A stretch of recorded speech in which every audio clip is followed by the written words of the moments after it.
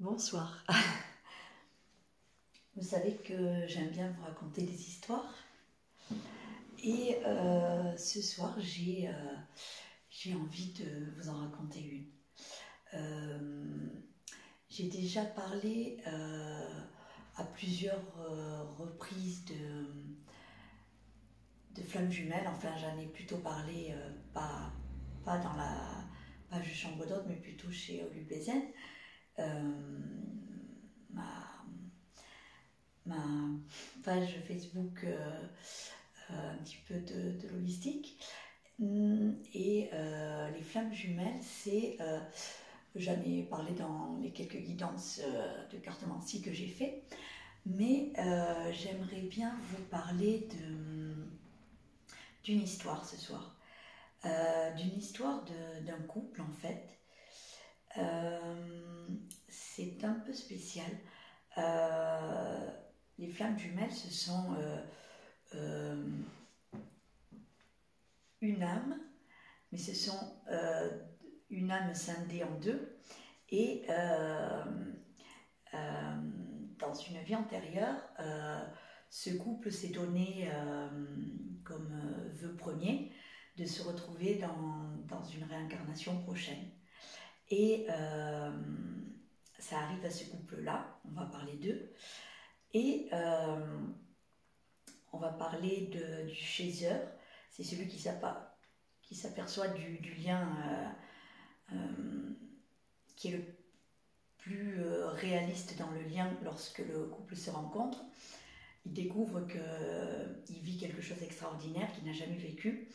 Et en se penchant un peu sur des écrits, avec les voies actuelles d'information par rapport à ce qu'il vit, on en parle beaucoup maintenant de la flamme jumelle, du chasseur qui s'aperçoit du lien en premier, du runner qui ne veut pas voir un peu trop ce lien.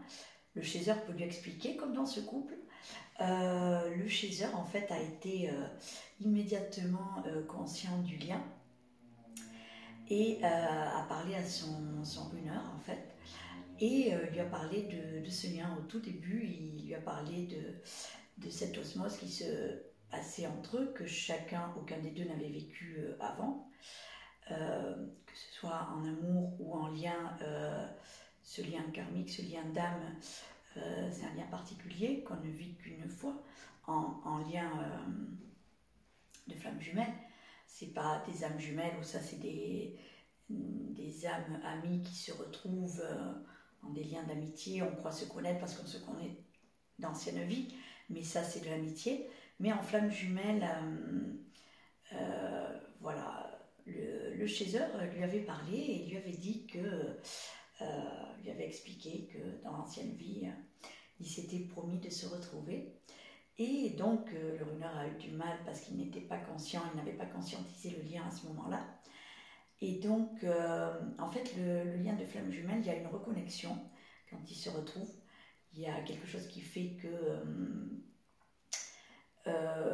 c'est un lien sacré et que c'est un lien d'âme sacré, et que ce couple qui se reconnaît vit un petit peu une période un petit peu magique de lune de miel, et après qui se termine parce que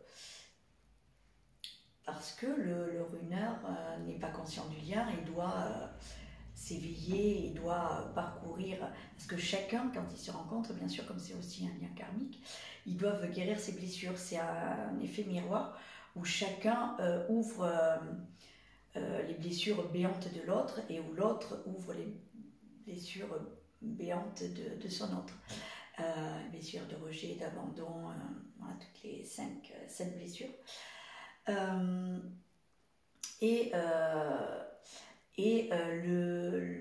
Après cette période de reconnexion, de lune de miel un peu magique, il y a la séparation. Et pendant ce temps, le chasseur tombe dans la nuit noire de l'âme, où là, il va commencer à être dans une période comme une dépression, mais ça va lui permettre à ce moment-là de s'éveiller. C'est une première période où il s'éveille. Le runner, lui, va poursuivre sa vie en explorant sa vie, quoi. et ils se retrouveront. Et il peut y avoir une retrouvaille, deux retrouvailles, et peut-être à la troisième retrouvaille, ça peut être la bonne. Et parce que ensuite, le runeur va se guérir lui aussi. Il peut se passer des années pendant cette période entre la première reconnexion et vraiment l'union finale où ce couple sacré se retrouve guéri de ses blessures et où le chaser bien éveillé avant l'heure s'est éveillé et dans sa complétude. Le runner peut passer après une seconde parenthèse avec son chaser, il peut de nouveau être séparé. Et là, s'il y a vraiment une bonne période de silence, le runner peut conscientiser son lien et peut guérir et retrouver son pouvoir sacré aussi, parce que chacun dans ce couple a une mission commune de faire de grandes choses ensemble, chacun. Parce que chacun a guéri ses blessures et que chacun est mandaté d'une ancienne vie pour qu'à eux deux, quand ils se seront retrouvés et qu'ils auront guéri les blessures et que ce couple-là sera un couple vraiment en pleine complétude, ils pourront faire de belles choses ensemble dans une mission de vie commune. Et ça peut être notamment comme je ne sais pas moi, une période où ils vont faire du professionnel ensemble. Ça peut être, ils peuvent avoir du pouvoir chacun pour dans leur mission de vie pouvoir, voilà, pourquoi pas être dans la guérison ou être dans le métier de l'aide ou différents corps de métier comme ça, enfin trouver leur mission de vie commune, mais à deux faire de grandes choses. Voilà.